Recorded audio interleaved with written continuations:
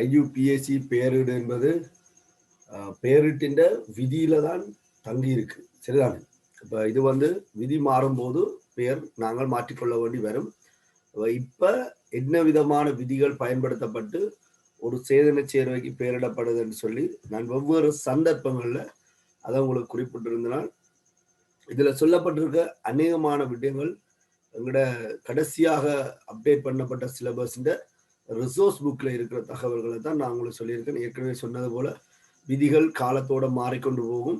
அப்ப நாங்கள் எங்களோட பாடத்திட்டத்துல நிறைவாக இறுதியாக சொல்லப்பட்டிருக்கிற விதிகளை நாங்கள் கருத்துல கொள்ளணும்.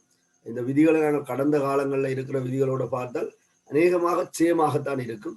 ஆனாலும் சில நேரங்கள்ல ஏதாவது திருத்தங்கள் ஏற்பட்டால் அதற்கு நாங்கள் இப்ப இருக்கிற விதிகளை மேற்கோள் காட்டி கொண்டு போவோம். சரியா?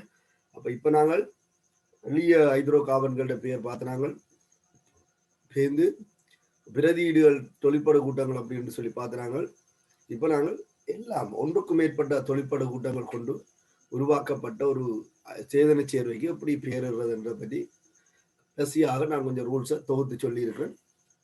இதுல முட்சேர்க்கை இருக்கும், ஹைட்ரோ கார்பன் பெயர் இருக்கும், அதோட தொழிற்பட கூட்டத்தின் பிற்சேர்க்கை இருக்கும். சரிதான்? முட்சேர்க்கை, ஹைட்ரோ கார்பன் பெயர், உங்களால பிற்சேர்க்கை. இவ்வளவு நாளும் நீங்கள் கொஞ்சம் கொஞ்சமாக படித்த விதிகளை இயன்ற வரைக்கும் மனனம் செய்து வச்சிருந்தால் நல்ல. ஃபைனல் பேப்பரை பொறுத்தவரையில நான் நிறைய கேள்விகளை பார்த்தேன்.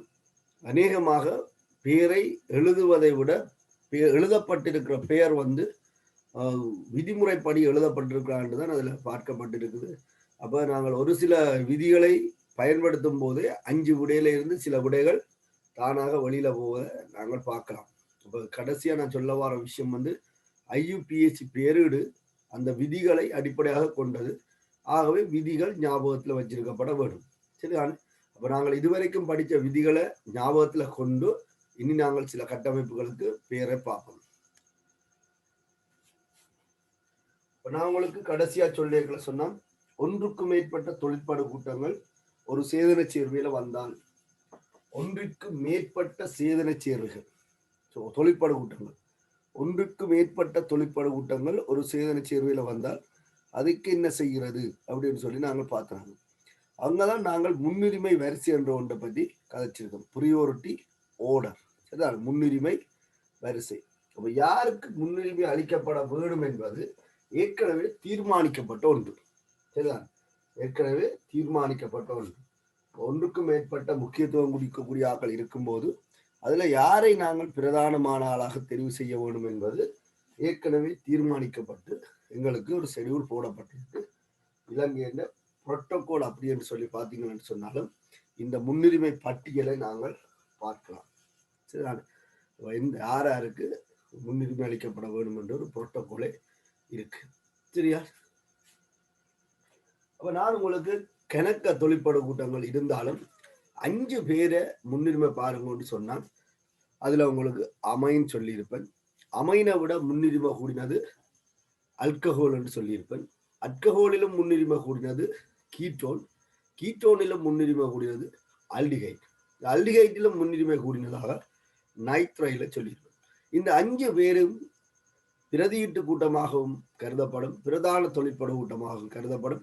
ஆரோட சேர்ந்து இருக்கிறன்றதுதான் பார்க்கணும். இந்த 5 பேருக்கு இடையிலையும் நாங்கள் ஓர்டரை பார்த்துட்டோம்னு சொன்னால் இந்த 5 பேருக்கும் மேல வரக்கூடிய ஆக்கள் அமில குளோரைடா இருக்கலாம், ஏமைட்டா இருக்கலாம், எசுத்தரா இருக்கலாம், கார்பாக்சிலிக் அமிலமாக இருக்கலாம். இந்த 4 பேரும் இந்த 5 பேருக்கு மேல வருகிறோம். முக்கியமான விஷயம் எங்களோட சிலபஸின் படி அந்த 4 கூட்டத்தில் ஏதாவது ஒரு கூட்டம் இருந்தால் அந்த 4க்குள்ள மிச்சம் இருக்காது. அதாவது நீங்கள் கண்ணை மூடிக்கொண்டு ஒரு ஏமைட்டை கண்டால் அதுக்கு 1 இலக்கம் கொடுக்கலாம், அந்த கார்பனுக்கு இலக்கம் 1 கொடுக்கலாம். ஒரு கார்பாக்சிலிக் அமிலத்தை கண்டால் அதுதான் பிரதான தொழிற்படு கூட்டமாக எடுத்துக்கொள்ளலாம். ஒரு அமில குளோரைட்டை கண்டால் அதை பிரதான தொழிற்படு கூட்டமாக எடுத்து மற்றவை பிரதியீடாக எடுக்கலாம். கீழே நாங்கள் சொன்னோம் இவ் அலசன்கள் ஒருபோதும் பிரதான தொழிற்படு கூட்டமாக பேரிட்டில் கருதப்படுவதில்லை என்று சொல்லி. அதே மாதிரி NO2 கூட்டமும் பிரதான தொழிற்படு கூட்டமாக கருதப்படுவது.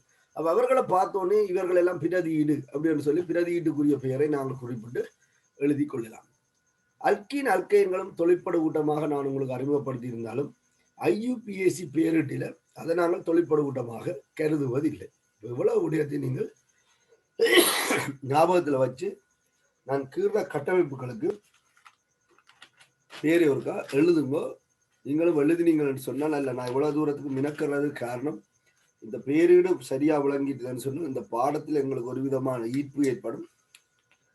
அப்ப பேரீடு வெறுமனே விதியை அடிப்படையாக கொண்டது. அப்ப விதியை நாங்கள் ஞாபகப்படுத்தினால் இந்த பேரீடு எல்லாருக்குமே சரியாக அமைய சந்தர்ப்பம் இருக்கு. இந்த பேரீடு ரிசோர்ஸ் புக்ல தான் எடுத்திருக்கேன். அதுல 19வது பக்கத்துல இந்த பேரீடு இந்த கட்டமைப்புகள் காணப்படுது. ரிசோர்ஸ் புக்ல மிக தெளிவாக பேரிட்டு எப்படி பேரிடப்படுதுன்னு சொல்லி குறிப்பிடப்பட்டிருக்கு. நீங்கள் கட்டமைப்புகளையும் பார்த்துக் கொள்ளலாம். முதலாவது கட்டமைப்புல பாருங்க, CH3 C CH3 double one CH, இதுல OH இருக்குது, இதுல CH3 இருக்கு, இது COH இருக்கு. சரி, அப்ப இந்த கட்டமைப்புக்கு நாங்கள் IUPAC முறைப்படி பெயரிட போறோம். அப்ப இங்க ஒன்றுக்கு மேற்பட்ட தொழிற்படு கூட்டங்கள் காணப்படுகிறது, நாங்கள் பார்க்கலாம். இதுல பாருங்க, முதல் தரப்பட்ட கட்டமைப்புல என்னென்ன தொழிற்படு கூட்டம் இருக்குதுன்னு சொல்லி நாங்கள் இனங்காண வேண்டும். அதற்குத்தான் அந்த பாடத்தின் ஆரம்பத்தில இருந்தே தொழிற்படு கூட்டத்துக்கு திருப்பி திருப்பி வெவ்வேறு சந்தர்ப்பங்கள்ல வெவ்வேறு முறைகள்ல உங்களுக்கு அறிமுகப்படுத்தி கொண்டு வந்தேன். அப்ப இதுல இருக்கிற தொழிற்படு கூட்டங்கள் என்று நீங்கள் பார்த்தால் ஒன்று COOH கூட்டம். COOH கூட்டம் ஒரு தொழிற்படு கூட்டம். COOH கூட்டம் ஒரு தொழிற்படு கூட்டம். அடுத்த தொழிற்படு கூட்டம் OH கூட்டம். OH கூட்டம் அல்கீனும் ஒரு தொழிற்படு கூட்டம் தான். ஆனால் பேரிட்டில நாங்கள் அதற்கு அப்படி முன்னுரிமை கொடுக்க மாட்டோம். ஹைட்ரோ கார்பன் தண்டு பெயரோட பிச்சேர்க்கையாக அந்த அல்கீனை கொண்டு வருவோம். அவரை நாங்கள் பேரிட்டில ஒரு தொழிற்படு கூட்டமாக கருதுவதில்லை. அப்ப இந்த CH3 கூட்டம் யார்? CH3 கூட்டம் தொழிற்படு கூட்டம் இல்ல, அது ஒரு பிரதியீட்டு கூட்டம். சரி, CH3 கூட்டம் ஒரு பிரதியீட்டு கூட்டம். அப்ப இவர் பிரதியீடு. இவங்கள்ட்ட பேரிட்டுக்குரிய 2 தொழிற்படு கூட்டங்கள் காணப்படுது. ஒன்று ஆல்கஹால், இன்னொன்று கார்பாக்சிலிக் அமிலம். சரி, ஆல்கஹால், இன்னொன்று கார்பாக்சிலிக் அமிலம். அப்ப இந்த 2 பிரதான தொழிற்படு கூட்டங்களையும் யார் பிரதான தொழிற்படு கூட்டம் என்பதை முதல்ல நாங்கள் இனங்காண வேண்டும். அதுக்குத்தான் நான் உங்களுக்கு சொன்னேன், அந்த 5 பேரின் ஓர்டரை நீங்கள் பார்த்துக் கொள்ளுங்க. இந்த 5 பேருக்கு மேல வார 4 பேர் அமில குளோரைட், ஏமைட், எசுத்தர், கார்பாக்சிலிக் அமிலம். அந்த 4 பேர்ல யார் வந்தாலும் அவர் தான் பிரதான தொழிற்படு கூட்டம். வேண்டாம், இந்த 4 பேருக்கு 5 பேருக்கு மேலே இருக்கிறார்கள். அப்ப அல்கஹாலிலும் முன்னுரிமை கூடியதான் கார்பாக்சிலிக் அமிலம். ஆகவே பிரதான தொழிற்படு கூட்டம் OH கூட்டம் அல்ல, COOH கூட்டம். அதுக்கு நாங்கள் இந்த முன்னுரிமை பட்டியலை முன்மொழிகிறோம். அந்த சந்தர்ப்பத்தில் இந்த OH கூட்டம் ஒரு பிரதியீட்டு கூட்டமாக கருதப்படும். இப்ப இவர் தொழிற்படு கூட்டம், பிரதான தொழிற்படு கூட்டம் அல்ல, இவரும் இவரை போல ஒரு பிரதியீடு தான். சரிதான்? அப்ப நீங்க அதுல தெளிவா இருக்கணும். ஒன்றுக்கும் மேற்பட்ட தொழிற்படு கூட்டங்கள் ஒரு கட்டமைப்புல காணப்படும் போது முன்னுரிமை பட்டியலை அடிப்படையாக கொண்டு பிரதான தொழிற்படு கூட்டத்தை இனங்காணும். பிரதான தொழிற்படு கூட்டம் தவிர்ந்த ஏனைய கூட்டங்கள் பிரதியீட்டு கூட்டங்கள். அப்ப OH இந்த இடத்துல பிரதியீட்டு கூட்டமாக இருக்கு. அப்ப பாருங்க, பிரதான தொழிற்படு கூட்டத்திற்கு சாத்தியமான குறைந்த இலக்கம் பெற வேண்டும் என்று சொல்லியிருக்கு. பிரதான தொழிற்படு கூட்டத்திற்கு சாத்தியமான குறைந்த இலக்கம் பெற வேண்டும் என்று சொல்லி நாங்கள் சொல்லியிருக்கோம். ஆகவே இந்த கார்பன் தான் முதலாவது கார்பன். இப்ப நீங்கள் இந்த கார்பனுக்கு இலக்கம் 1 உடனே போடலாமே. இவர் தான் முன்னுரிமை கூடியவர். கார்பாக்சிலிக் அமிலத்தின கார்பன் பிரதானமான என்ன சொல்லியிருக்க ரூல்ஸ்? ஈன் ஐன் இரட்டை பிணைப்பு மும்மை பிணைப்பை உள்ளடக்கியதாக நீண்ட தாய்ச்சங்கிலியை தெரிவு செய்ய வேண்டும் சொல்லி. அப்ப இதுக்கு நாங்கள் இலக்கமிட்டால் இது 2வது கார்பன், இது 3வது கார்பன், இது 4வது கார்பன், இது 5வது கார்பன். எப்போதும் முனையில் இருந்து இலக்கமிடப்பட வேண்டும் என்பதில் தெளிவாயிருக்கும். பிரதான தொழிற்படு கூட்டம் முனையில இருந்தால் அது கொண்டு வரும். அது முனையில இல்லாத சந்தர்ப்பங்களும் இருக்கு. முனையில இருந்து குறைஞ்ச இலக்கம் பெறக்கூடிய மாதிரி இலக்கமிட வரும். அவ முனையை கண்டுபிடிக்கிறதுல நான் ஆரம்பத்திலேயே கதைச்சிருக்கிறேன். அப்ப இந்த காவன் காவன் பிணைப்பு கூட போய் நீங்கள் முனையை கண்டுபிடிப்பீங்க. அப்ப இது 1, இது 2, இது 3, இது 4, இது 5. இதுவும் முனைதான், இதுவும் முனைதான். ஆனா இதுக்குள்ள போனோம்னா தாய்ச்சங்களில 3 காவன் வரும், ஈன் வராது. அப்ப எங்களோட பேரிட்டு விதியின்படி அல்கீன் அல்கைன்கள் உள்ளடக்கப்பட வேணும். எப்படியோ நாங்கள் இதுக்குள்ளதான் வரோம். இங்கேயும் வரலாம், இங்கேயும் வரலாம். காவன் அன்னைக்கு சமன். அப்ப நான் நீட்டல் சங்கிலி கட்டமைப்பை போட்டிருக்கேன். கிடையாக இருக்கிறத தாய்ச்சங்கிலியாக தெரிவு செய்திருக்கேன். அப்ப எங்கள்கிட்ட இன்னும் ஒரு மெதையில் இதுல பிரதியிடப்பட்டிருக்கு. இதுல ஒரு மெதையில் பிரதியிடப்பட்டிருக்கு. தரப்பட்ட இந்த கட்டமைப்பில இப்ப எத்தனை பிரதியீட்டு கூட்டம் கருத போறோம்? மெதையில் பிரதியீட்டு கூட்டம் ஒரு OH கூட்டமும் பிரதியீட்டு கூட்டமாகத்தான் கருதப்படும். காரணம் பிரதான தொழிற்படு கூட்டம் COOH கூட்டம். அப்ப CH3 பிரதியீடாக வரும்போது அதனுடைய பெயர் CH3 பிரதியீடாக வரும்போது அதனுடைய பெயர் மெதைல் அப்படின்னு சொல்லி அமையும் என்று சொல்லி பார்த்திருக்கோம். மெதைல் இங்க எத்தனை இருக்கு? 2 இருக்கு. ஆகவே டைமெதைல் என எழுதப்படும். 2 பிரதான தாய்ச்சங்களில் எந்தெந்த காவல இருக்கு? ஒன்று 2ல இருக்குது, இன்னொன்று 4ல இருக்கு. ஆகவே நாங்கள் 2,4 ஹைபன் டைமெதைல் என்று பிரதியிட்டு எழுதிக்கொள்ளும். வேறு யார் பிரதியீடு? OH பிரதியீடு. OH கூட்டம் பிரதியீட்டு கூட்டமாக வரும்போது இவருக்கு தனித்துவமான வேறொரு பெயர் எடுக்கும் என்று சொல்லி பார்த்திருக்கோம். சரியா? OH கூட்டம் தொழிற்படு கூட்டமாக வரும்போது இவருடைய பெயர் என்ன? இவருடைய பெயர் ஓல் அல்ல. ஓல் என்பது பிரதான தொழிற்படு கூட்டமாக வரும்போது எடுக்கிற பெயர். அந்த சந்தர்ப்பத்தில் இவர் ஹைட்ரோக்சி என்று சொல்லப்படுகின்ற ஒரு பெயரை எடுப்பார். ஹைட்ரோக்சி. இதுல ஒரே OH கூட்டம் இருக்கு. அவை நாங்கள் ஹைட்ரோக்சி என்று சொல்லலாம். இந்த பிரதியீடு பிரதான தாய்ச்சங்களில் எத்தனையாவது காவல்ல இருக்குது? 1, 2ல இருக்கு. ஆகவே 2ல ஹைட்ரோக்சி இருக்கு. தாய்ச்சங்களில் எத்தனை காவல் இருக்கு? 5 காவல் இருக்கு. ஆகவே பென்ட். தாய்ச்சங்களில் 5 காவல் இருக்கிறனால அதுக்கு பேர் பென்ட். இந்த ஐதரோ கார்பன் பேர், இது ஒரு நிரம்பாத ஐதரோ கார்பன், அல்கீன். ஆகவே ஈன். இந்த ஈன் எத்தனையாவது காவல்ல ஆரம்பிக்குது? 3வது காவல்ல ஆரம்பிக்குது. ஆகவே 3 ஈன். பிரதான தொழிற்படு கூட்டமார் கார்பாக்சிலிக் அமிலம். கார்பாக்சிலிக் அமிலம் பிரதான தொழிற்படு கூட்டமாக வரும்போது பிற்சேர்க்கை எங்களுக்கு ஓயிக் ஆசிட் என அமையும். சரியா? ஒரு பேரே என்றாலும் சரியான முறையில அடையாளப்படுத்திட்டீங்கன்னு சொன்னால் அங்கால பேர் உங்களுக்கு குழப்பம் இருக்காது. ஒன்றுக்கு மேற்பட்ட தொழிற்படு கூட்டங்களை கொண்ட ஒரு சேதனை சேர்வைக்கு எப்படி பேரிட போறோம்னு சொல்லியிருக்கிறேன். முதல்ல இலக்கமிட வேணும். பிரதான தாய்ச்சங்கிலியை தெரிவு செய்ய வேணும். அதுல பிரதான தொழிற்படு கூட்டத்தை இனங்கண்டு அதற்கு குறைஞ்ச இலக்கம் பெறக்கூடிய மாதிரி முனையில் இருந்து இலக்கம். உங்களுக்கு நான் ஏற்கனவே சொல்லியிருக்கேன், கார்பாக்சிலிக் அமிலம் ஆல்டிகைட்டுகள் எல்லாம் முனையில தான் அமையும். ஆகவே அந்த கார்பனுக்கு 1, 2, 3, 4, 5. தாய்ச்சங்கிலியில ஐதரசனை பிரதியீடு செய்திருக்கிற கூட்டம் இது, மற்றது இது, மற்றது இது. ஆகவே இதெல்லாம் இப்ப பிரதியீட்டு கூட்டம். இவருடைய பிரதியீட்டு பெயர் மெதைல். இங்க 2 பிரதியீடு இருக்கிறால டைமெதைல். 2 தானங்களையும் பார்க்கிறோம். ஒன்று 2ல இருக்கு, இன்னொன்று 4ல இருக்கு. அப்ப 2,4 டைமெதைல் என்று இவற்ற பெயர் அமையும். அடுத்தது OH கூட்டம் பிரதியீடாக வரும்போது, OH கூட்டம் பிரதியீடாக வரும்போது அதுக்கு பேர் ஹைட்ரோக்சி. OH கூட்டம் பிரதியீடாக வந்தால் ஹைட்ரோக்சி. அது எங்க இருக்கு? 2ல இருக்கு. அப்ப 2 ஹைட்ரோக்சி. பிரதியீட்டு பெயர் எல்லாம் எழுதியிருக்கோம். தண்டு பெயர் 5 கார்பன் இருக்கிறால பென்ட். ஐதரோ கார்பன் பெயர் இது நிரம்பாத ஐதரோ கார்பன், கெட்ட பிணைப்பை கொண்டிருக்கிறால ஈன். ஈன் ஐன் என்று சொன்னால் அது இருக்கிற தானம் குறிக்கப்பட வரும். அப்ப அது 3ல இருக்கு. ஆகவே 3 ஈன். பிரதான தொழிற்படுகூட்டம் கார்பாக்சிலிக் அமிலம், ஒயிக் ஆசிட் என்று சொல்லி அமையும்.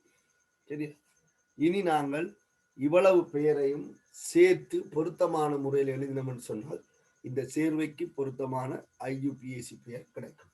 சரியா? அப்ப நாங்க முதல்ல என்ன சொல்லியிருக்கோம்? முதல் பிரதியீட்டு பெயர் எழுத வேணும் என்று சொல்லியிருக்கிறோம்.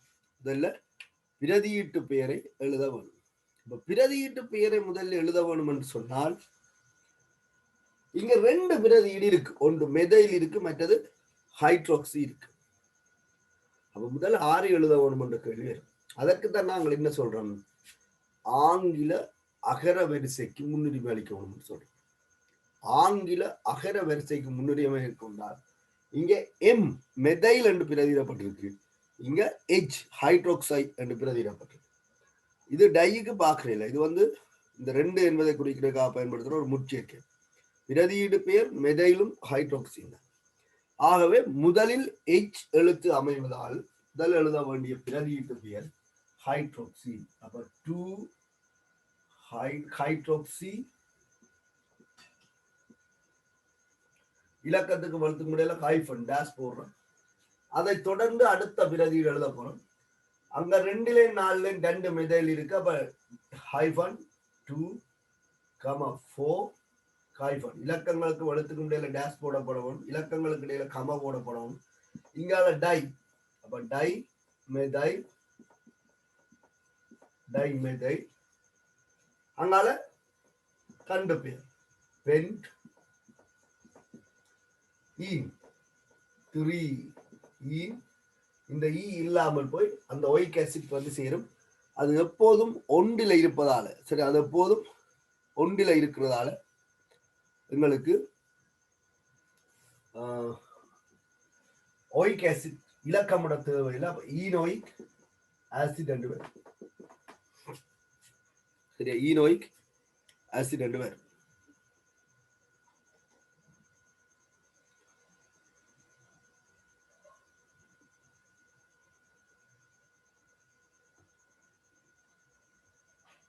சரியா, இதனுடைய பேர் வந்து இந்த மாதிரி உங்களுக்கு இருக்கிறத பார்க்கலாம். 2 ஹைட்ரோக்சி 2,4 டைமெதைல் பென்ட் 3 ஈனோயிக் ஆசிட். இதுல நீங்க வளமையை போல இந்த ஈனின் தானத்தை இந்த பெண்டுக்கு முன்னுக்கு அடுத்து எழுதி 3 பெண்டினோயிக் ஆசிட் என்று சொல்லி எழுதலாம். 3 பெண்டினோயிக் ஆசிட் என்று எழுதலாம். அப்ப இதுக்கு இன்னொரு பேரும் அமையும். 2 ஹைட்ரோக்சி 2,4 டைமெதைல் 3 பெண்டீன். இதுக்குள்ள இருக்கிற இணைஞ்ச காட்டினா அது ஈனுக்குரியதாக இருக்கு. பெண்டீன் ஒயிக் ஆசிட். பேரிட்டில IUPAC பேரிட்ல பாத்தீங்கன்னு சொன்னா இந்த ரெண்டுமே ஏற்றுக்கொள்ளப்பட்டிருக்கு. 2 மாதிரியும் எழுதப்படலாம் என்று சொல்லி இருக்குது. ஆகவே நீங்கள் இந்த 2 பேரிட்டையும் பார்க்க வேணும். MCQ கேள்விகள்ல இந்த 2 ஒரு பேரிடு இருக்கிறத நாங்கள் பார்க்கலாம். சரி, பேர் என்ன மாதிரி நாங்கள் இடுகிறோம் என்றதை சரியான முறையில விளங்கி கொள்ளுங்க. ஒரு கேள்வியே போதுமானது. IUPAC விதியை அடிப்படையாக கொண்டு இந்த ஒரு உதாரணம் போதுமானது. சரிதானே? முதல்ல பிரதான தொழிற்படு கூட்டத்தை இனங்கண்டு இலக்க முறைகள், அங்க பிரதியீட்டு கூட்டங்களை அடையாளப்படுத்துறீங்க. எத்தனை பிரதியீட்டு கூட்டங்கள் என்னென்ன பேர்ல இருக்குன்றதை இன்னொரு பக்கத்துல நோட் பண்ணி கொள்ளுங்க.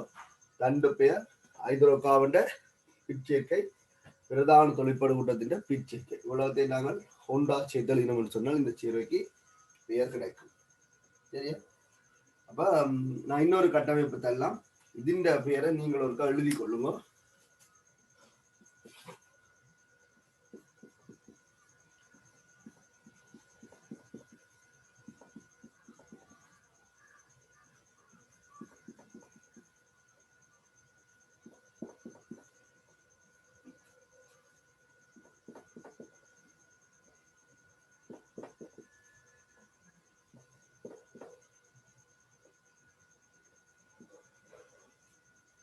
சரி, இந்த பேரை நீங்கள் ஒரு எழுத முயற்சி செய்யுங்க. இங்க இருக்கிற தொழிற்படு கூட்டங்களை முதல்ல அடையாளப்படுத்துங்க. இருக்கிற தொழிற்படு கூட்டங்கள் எது, யாருக்கு குறைந்த இலக்கம் பெறக்கூடியவாறு எந்த முனையிலிருந்து இலக்கமிடப்பட வேண்டும் என்பதை நீங்கள் இனங்காண வேணும். இதுல பாருங்க, இது ரெண்டும் பிரதியீட்டு கூட்டங்கள் மெதைல். இதுகளை நாங்கள் பிரதான தொழிற்படு கூட்டமாக எடுக்க மாட்டோம். இது ரெண்டும் பிரதியீட்டு கூட்டங்கள் மெதைல். ஆனால் இதுல ஒரு OH கூட்டம் இருக்குது. இதுல ஒரு OH கூட்டம் இருக்குது. இதுல ஒரு கார்பனைல் கார்பன், அதாவது இங்கால கார்பன் இருக்கு, இங்கால கார்பன், அதாவது கீட்டோன் இருக்கு. இது ஆல்கஹாலினுடைய கூட்டம், இது கீட்டோனுடைய கூட்டம், தொழிற்பாடு கூட்டம். அப்ப உங்களுக்கு இதுல யார் பிரதான தொழிற்படு கூட்டம் என்ற பிரச்சனை உருவாகும்.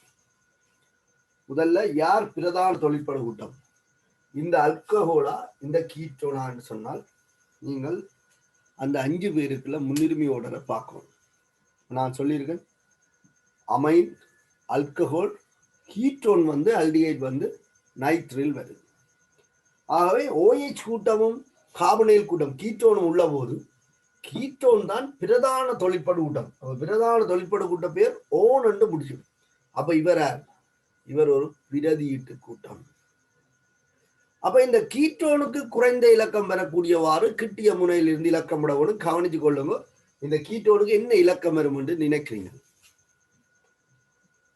கிட்டிய முனையில இருந்து இலக்கம் விட்டால் இந்த கீட்டோனுக்கு என்ன இலக்கம் வரும்?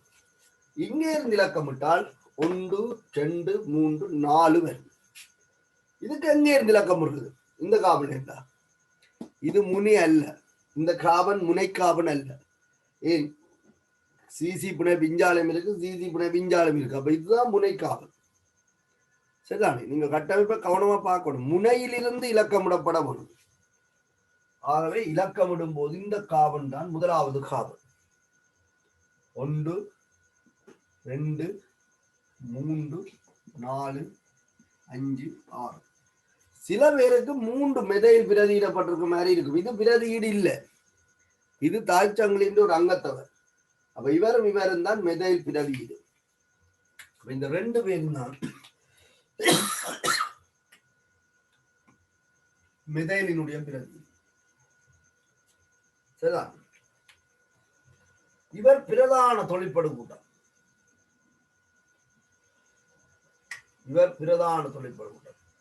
இவரும் இப்ப பிரதியீடுதான். காரணம் முன்னுரிமை ஒழுங்கு குறைந்தவர். சரிதான்? இவரும் முன்னுரிமை ஒழுங்கு குறைந்தவர். அப்ப இது பிரதியீடு அல்ல. இந்த கார்பன்ல 2 பிரதியீடு தான் இருக்கு, மெதை இல்லை. இதொன்று 2 பிரதியீடு தான் இருக்கு. ஒன்று இது, மற்றது இது. கவனிப்பா, பிரதான தொழிற்படு கூட்டத்திற்கு சாத்தியமான குறைந்த இலக்கம் பெற வேணும் என்று சொல்லியிருக்கு. பிரதான தொழிற்படு கூட்டத்திற்கு சாத்தியமான குறைந்த இலக்கம் பெற வேணும் என்றால் இந்த முனையில இருந்து இலக்கம் என்றால் 4 வரும், இந்த முனையில இருந்து இலக்கம் என்றால் 2 வரும். ஆகவே இந்த முனையிலிருந்து இலக்கமிடப்படும். இப்ப எங்கள்கிட்ட 2 பிரதியீடு இருக்கு. ஒன்று வந்து மெதைல், இன்னொன்று OH கூட்டம். OH கூட்டம் பிரதியீட்டு கூட்டமாக கருதப்படும் போது அதனுடைய பெயர் ஹைட்ரோக்சி. சரியா? OH கூட்டம் பிரதியீட்டு கூட்டமாக கருதப்படும் போது அதனுடைய பெயர் ஹைட்ரோக்சி. பிரதான தொழிற்படு கூட்டம் அது ஓலண்டு வரும். இது பிரதியீட்டு கூட்டம். OH கூட்டம் பிரதியீட்டு கூட்டமாக கருதும் போது அதனுடைய பெயர் ஹைட்ரோக்சி. இதுல மெதைல். அப்ப மெதைல் என்ற ஒரு வகையான பிரதியீட்டு கூட்டம் இருக்குது. அதுல 2 இருக்குது. அந்த 2ம் 5ல இருக்கு. ஆகவே 5,5 என்று சொல்லணும். டை 5,5. இதுல நீங்க எத்தனை இலக்கம் பார்க்கீங்களோ அத்தனை இலக்கத்தை பார்க்கும். 5,5. சரிதான்? 5,5 டை மெதைல் என்று சொல்லப்படும் 2 மெதைல் பிரதியீடு இருக்கு. இதுல ஹைட்ரோக்சி இருக்கு.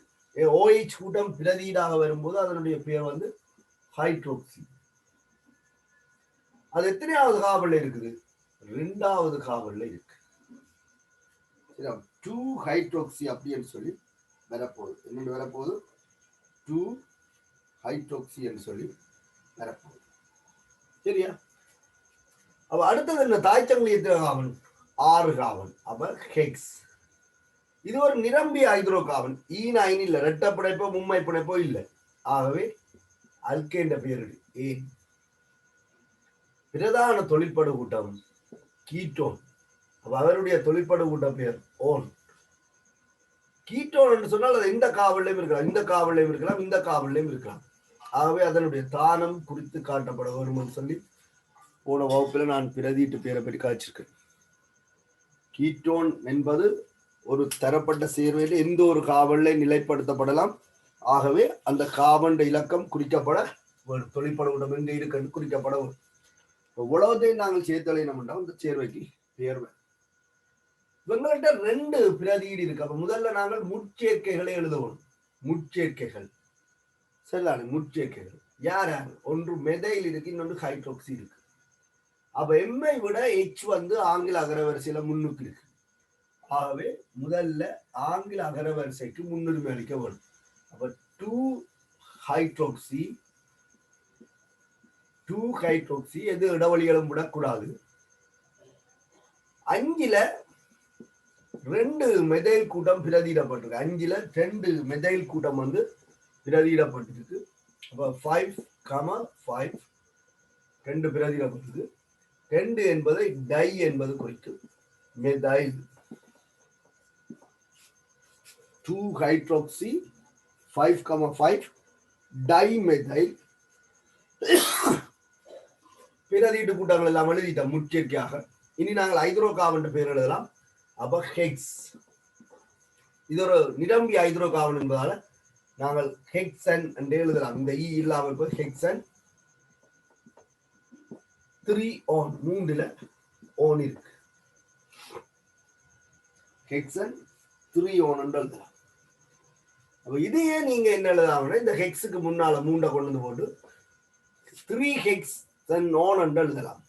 ஏன்னு சொன்னால் அதுவும் அதே இதைத்தான் குறிக்க போகுது. அப்ப 2 ஹைட்ரோக்சி நாங்கள் 2ஐயுமே பார்க்க வேண்டிய தேவை இருக்கு. எம்சிக்களில் எது வேறும்னு எங்களுக்கு தெரியாது.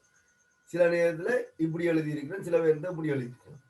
அப்ப டை மெதைல் உங்களை தனியாக எழுத சொல்லி கேட்டால் நீங்கள் ஏதாவது ஒன்றில் உங்களுக்கு விளங்கின மாதிரி எழுதிக்கொள்ளலாம்.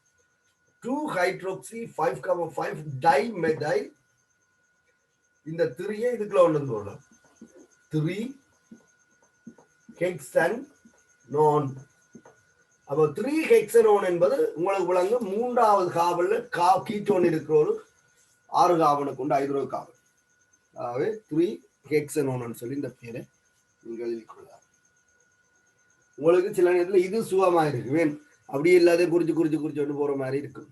ஆனால் எம்சிக்கு கேள்வியில சில நேரத்தில் இந்த மாதிரி தான் பெயரிடு இருக்கு. அப்ப நீங்கள் இதையும் விளங்கிக் கொள்ளணும். ஒவ்வொரு பெயரிட்டில நான் இதை குறிச்சு கொண்டு வாரேன். சரிதான்? உங்களோட பேர் போட்ட ஒரு பேர் வந்து பிள்ளையா இருந்தது. இந்த பேரை ஒருக்கா செக் பண்ணி கொள்ளுங்க. இதுல வந்து 2 மெதைல் கூட்டம் தான் பிரதியிடப்பட்டிருக்கு. சரிதான்? 2 மெதைல் கூட்டம் பிரதியிடப்பட்டிருக்கு. முனை என்பது மிகவும் முக்கியமான ஒன்று. அப்ப முனையை நீங்கள் சரியான முறையில் என்ன செய்யணும்னு சொன்னால் இனங்காண வேணும். சரியா? முனை சரியான முறையில் இனங்காணப்பட்டா உங்களுக்கு பேரீடு சரியாக வர வாய்ப்பு இருக்கு. அங்க தவறு ஏற்பட்டால் நீங்க என்னதான் ரூல்ஸ் அப்ளை பண்ணாலும் பேர் வந்து சரியாக அமையாது. சரியா? ஓகே. அப்ப இந்த கட்டமைப்பு பாருங்க. நீங்கள் இப்ப அவசரப்பட வேண்டாம். நாங்கள் இப்பதான் லேர்ன் பண்றோம். ஆகவே ஒவ்வொரு விஷயத்தையும் நீங்கள் தெளிவாக விளங்கி பேர் எழுதணும். பேருந்து நீங்கள் கட்டமைப்பு பார்த்தோன்னா நேரடியாக பேர் எழுதுற ஆற்றலை வளர்த்து கொள்ளலாம். இப்ப நாங்க ஏன்னு இந்த பேர் எழுதுறோம்ன்றதை சொல்லி கொண்டு வரோம். அதே மாதிரி நீங்களும் ஃபாலோ பண்ணி கொள்ளணும். ஒரு விஷயம் உங்களுக்கு லேர்ன் பண்ணும் பிறகுதான் கஷ்டமா இருக்கும். நாங்கள் திருப்பி அதை ஸ்டடி பண்ணிட்டோம்னு சொன்னால் நாங்கள் கண்ணால பார்த்த உடனே கட்டமைப்புக்கு பேர் சொல்லக்கூடிய மாதிரி இருக்கு.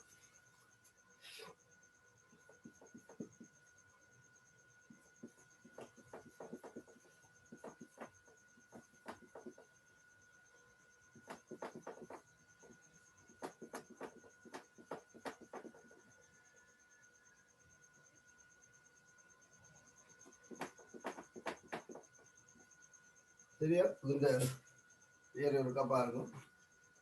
முதல்ல முனிய இனங்காணுங்க. முனிய இனங்காணுங்க. பிரதான தொழிற்படு கூட்டத்தை கண்டுபிடிங்க.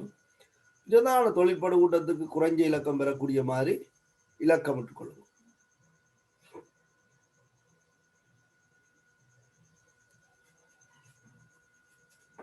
இதுல என்னென்ன பிரதியீடு இருக்குது? ஹைட்ரோ கார்பன்ல உள்ள தண்டு பேர் என்ன, ஹைட்ரோ கார்பன்ல நிரம்பாம தன்மை என்ன, அதுகளெல்லாம் எந்தெந்த இடத்துல குறிக்கணும் ஏற்கனவே நான் கொஞ்சமாக எழுதி கொண்டு வந்தான். இவ்வளவு நாள் நாங்கள் மினக்கட்டாலும் பரவாயில்லை, இந்த விஷயம் உங்களுக்கு விளங்கணும்ன்றதுக்காண்டி தான் ஒவ்வொரு நாளும் கொஞ்சம் கொஞ்சமாக உங்களுக்கு இதை குறிப்பிட்டிருக்கிறேன். நீங்களும் படிக்கல என்ன செய்யணும் என்று சொன்னால் சில விஷயங்களை தொடர்ந்து பார்க்கணும்.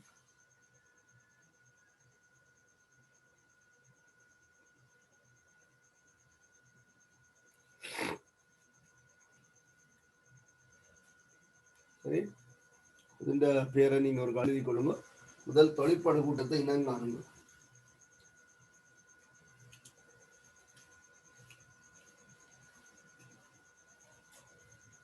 இதுல வந்து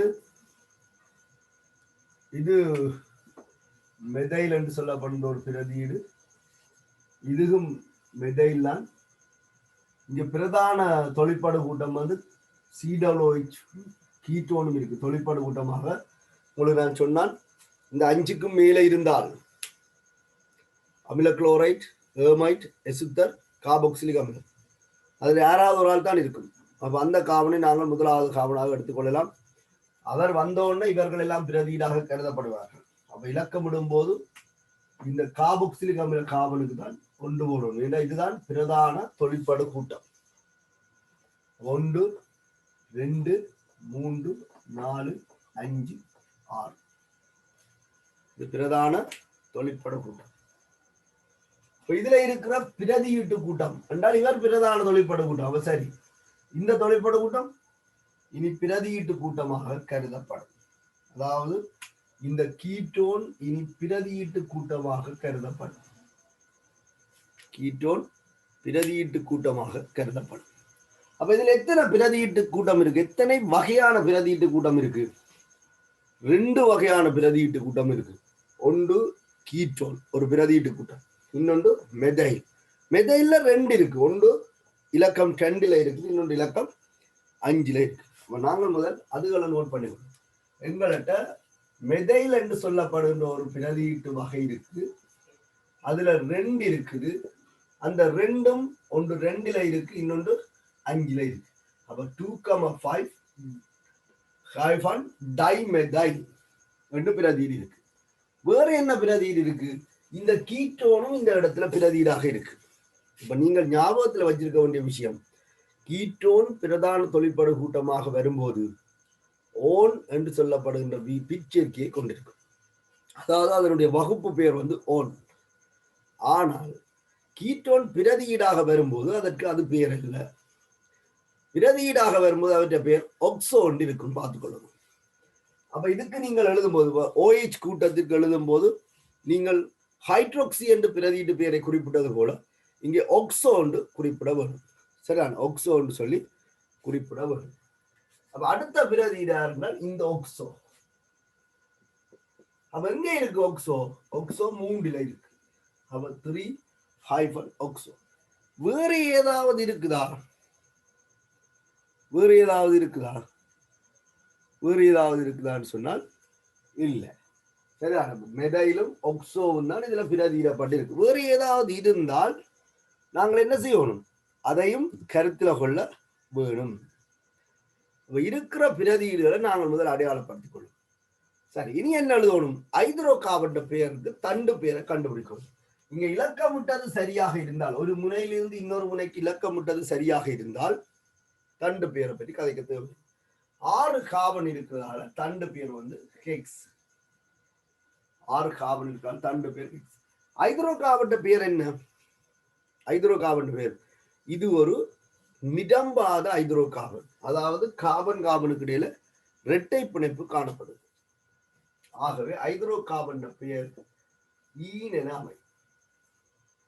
அப்ப இந்த ஈன் எத்தனையாவது கார்பனுக்கு இடையில வருது? அங்கே இருந்து பார்க்கும்போது 4வது கார்பன்ல வருது. அப்ப 4E என அமை. 4E 4வது கார்பன்ல ஈன் இருக்கு. அப்ப ஹைட்ரோ கார்பன் தண்டு பெயருக்குரியால் வந்துட்டார். இனி நாங்கள் என்ன சொல்லணும்? பிரதான தொழிற்படு கூட்டத்தின் வகுப்பு பெயரை எழுதி கொள்ள வேண்டும். இங்க யார் பிரதான தொழிற்படு கூட்டம்? கார்பாக்சிலிக் அமிலம். கார்பாக்சிலிக் அமிலம் எப்போதும் இலக்கம் 1ல காணப்படும். ஆகவே அது அமைஞ்சிருக்கிற தானம் குறித்து காட்ட வேண்டிய அவசியம் இல்லை. அப்ப நீங்கள் வகுப்பு பெயர் எழுதும் போது ஒயிட் ஆசிட் என்று எழுதினால் போதும். இதுல நான் உங்களுக்கு திருப்பி திருப்பி சொல்ல வர விஷயம், இந்த ஒய்க்குக்கும் ஆசிட்டுக்கும் இடையில ஒரு எழுத்திற்குரிய இடைவெளி மட்டும் விடப்பட வரும். இந்த ஒய்க்குக்கும் ஆசிட்டுக்கும் இடையில ஒரு எழுத்துக்குரிய இடைவெளி விடப்பட வரும். அப்ப இனி நாங்கள் இதற்கு பேர் எழுதும் போதும் முதலில் முச்சேர்க்கை எழுதப்பட வரும். அதாவது பிரதியீட்டு கூட்டங்களுக்குரிய பெயர் எழுதப்படும். இங்க 2 வகையான பிரதியீட்டு கூட்டங்கள் இருக்கு. சரியா? 2 வகையான பிரதியீட்டு கூட்டங்கள் இருக்கு. ஒன்று மெதைல், இன்னொன்று ஆக்சோ. அப்ப இதுல ஓவா எம்மா ஆங்கில அகர வரிசையில முதலாவது வரும்னு சொல்லி நாங்கள் பார்க்கணும். சரியா? அந்த சந்தர்ப்பத்தில் எம்பர். ஆகவே இந்த பிரதியீட்டு பேர் முதல் எழுதப்படும். அப்ப 2,5 டைமெதைல், 2,5 டைமெதைல் 3 ஹெக்ஸோ. இதெல்லாம் பிரதியீடு தானே. அப்ப 3 ஆக்சோ, 3 ஆக்சோ. தாய்ச்சங்கிலியில 6 கார்பன் இருக்கு. அப்ப ஹெக்ஸ். இதுல 4வது இடத்துல ஈன் இருக்கு. அப்ப ஹெக்ஸ் 4 ஈன். இந்த இல்லாமல் போகும், இந்த ஓய் சேரும். அப்ப ஈனோய்க் இடைவெளியை தொடர்ந்து ஆசிட் என்ன முடியும் பாருங்க. 2 வகையான பிரதியீடு இருக்குது. ஆங்கில அகரவரிசைக்கு முன்னுரிமை அளிச்சு 2,5 டைமெதைல். 3வதுல ஆக்சோ பிரதியிடப்பட்டிருக்கு. அப்ப 3 ஆக்சோ. தண்டு பேர் ஹெக்ஸ், 6 கார்பன். ஹைட்ரோ கார்பன் பேர் ஈன். அப்ப 4 ஈன். தொழிற்பாடு கூட்ட பேர் ஒயிக் ஆசிட். அப்ப ஈனோயிக் ஆசிட் இது அமையும். இந்த 4 இந்த ஹெக்ஸுக்கு முன்னால போடலாம். அப்ப 2,5 டைமெதைல் 3 ஆக்சோ 4 ஹெக்ஸீனோயிக், ஹெக்ஸீன் ஒயிக் ஆசிட் என எழுதலாம்.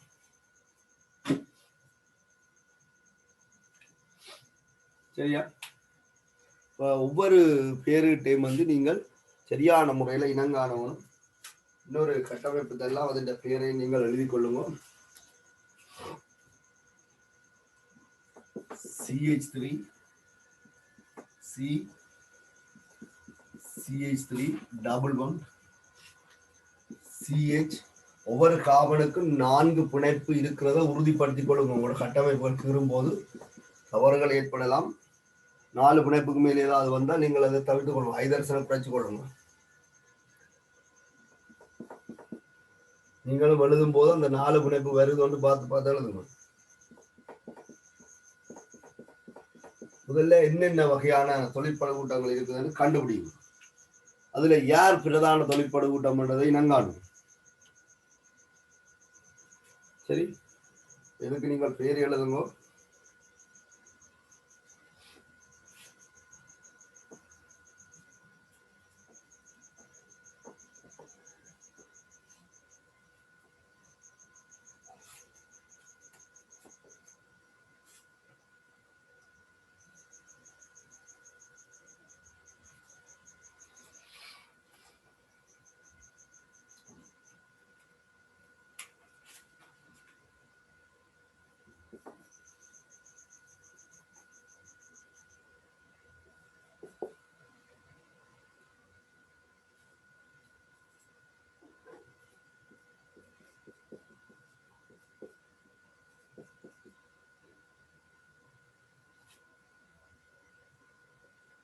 நீங்க பேர் எழுதுங்க.